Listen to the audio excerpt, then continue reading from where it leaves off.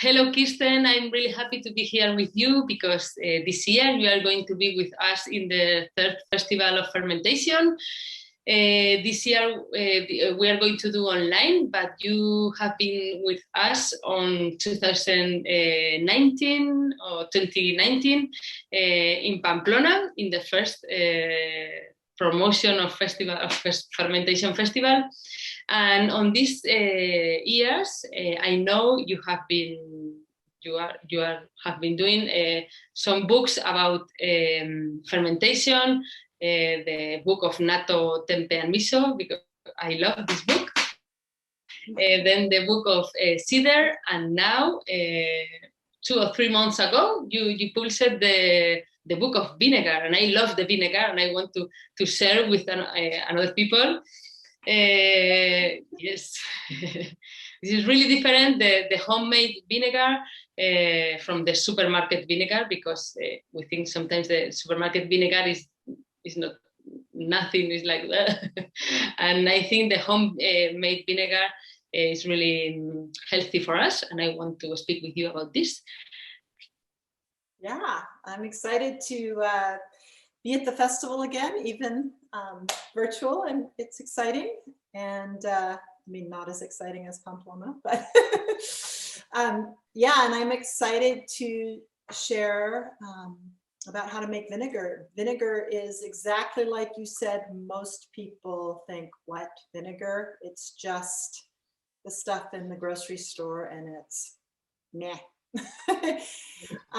But vinegar, natural vinegar, is so much more exciting. It's one of our oldest ferments, and so it's so incredible. So I'm looking forward to talking about it with you. And can you explain us what are the benefits of the homemade vinegar? Yeah, so one of the benefits is just flavor. You're going to get, with homemade vinegar, you're going to get flavors you never imagined. And vinegar is a very interesting ferment because it's actually one of the easiest ferments, yet it's a 2-step fermentation. So for people that know, like vegetables, right, it's 1 step. You mush everything with the salt and you leave it, and lactic acid forms and you have your sauerkraut or whatever. With vinegar, you work with yeast first, and it has to be alcohol, because acetic bacteria, the bacteria that makes vinegar, doesn't consume sugar. It consumes alcohol and converts that into the acid.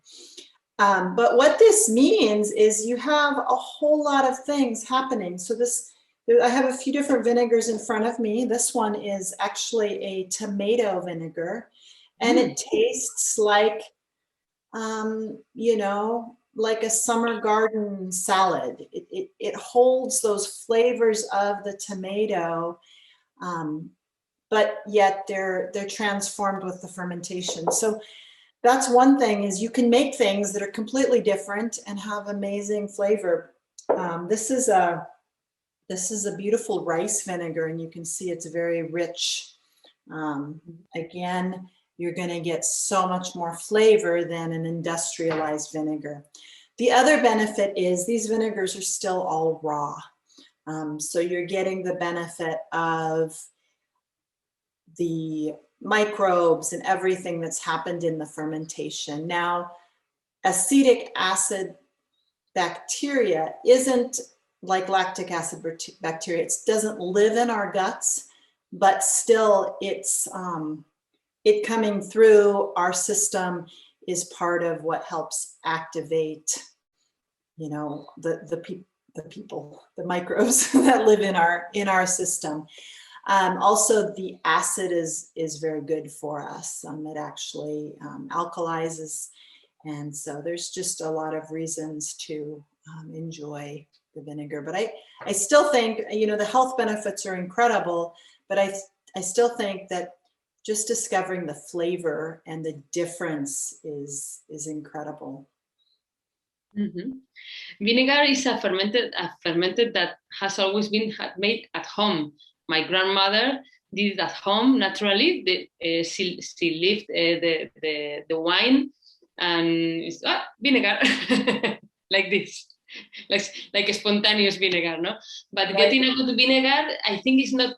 Well, it's easy, but you need to understand the technique of to do a good vinegar, no? Because it's not the same. Well, it's like always, no? If you use a good wine, you can have a good vinegar, no? You use a good ingredients, I think you have a good result, no? Do you think it's really difficult to have a good vinegar? The process, or no, that's just it. You're exactly right. It's a little more nuanced than somebody might think. There's just a few rules, but if you understand kind of the rules, then you can have a good vinegar. So you're right. If you're wanting to use alcohol that's already made, a cider or a wine or even beer makes delicious vinegar. You know, if it's a good wine, it's going to make a really good vinegar. And the same with cider. If it's a homemade wine and it's not good, as in it has some faults, like the wrong bacteria moved in and it's, you know, it's not, vinegar's not going to save you. Now, that said, if it's a wine that's been corked, the vinegar will save it. If it was a decent wine and it got corked, vinegar will save it. The other things that you need to understand are actually if you're starting from fruit, so like tomatoes, or this one is cherries. If you're starting from fruit, you have to understand a little bit about how much sugar is in the fruit, and that will become how much acid you have later on. And so that's a lot of what we'll talk about in the class, is just understanding what your input is and how to understand how to make that into a, you know, a solid acidic strong vinegar and not something that's weak. Okay. Vinegar is commonly used for food dressing.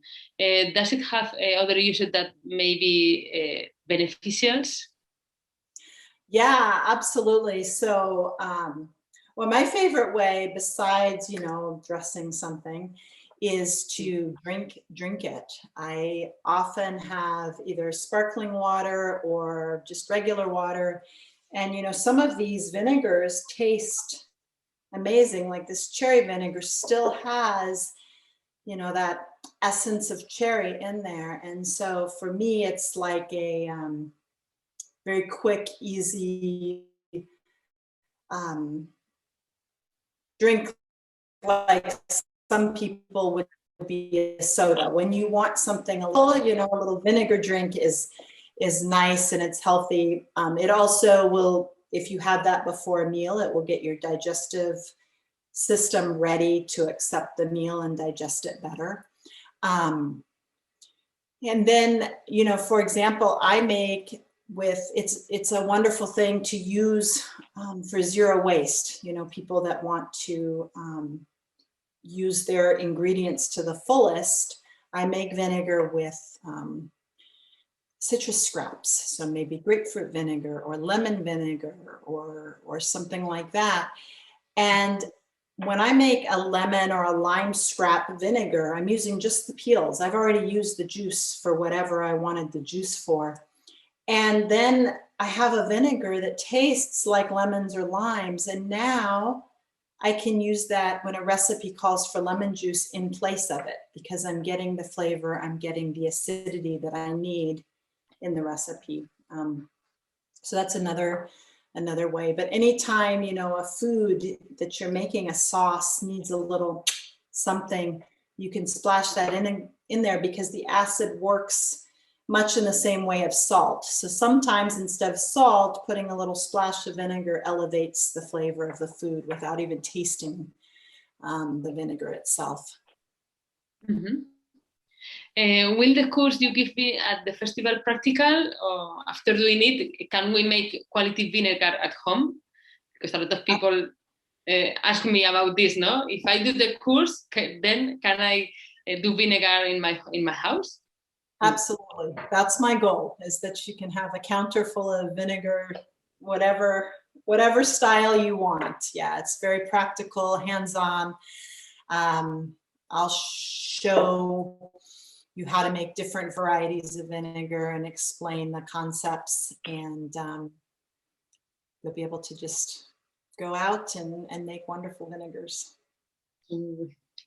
I want to do this. Would you like to tell us something more about the participation on festival, or something more about your book? Or yeah, well, I'm really excited to participate in the festival, because the live festival was amazing. There was so much knowledge to share, and I love the opportunity to share with the world a little, some tricks and some tips.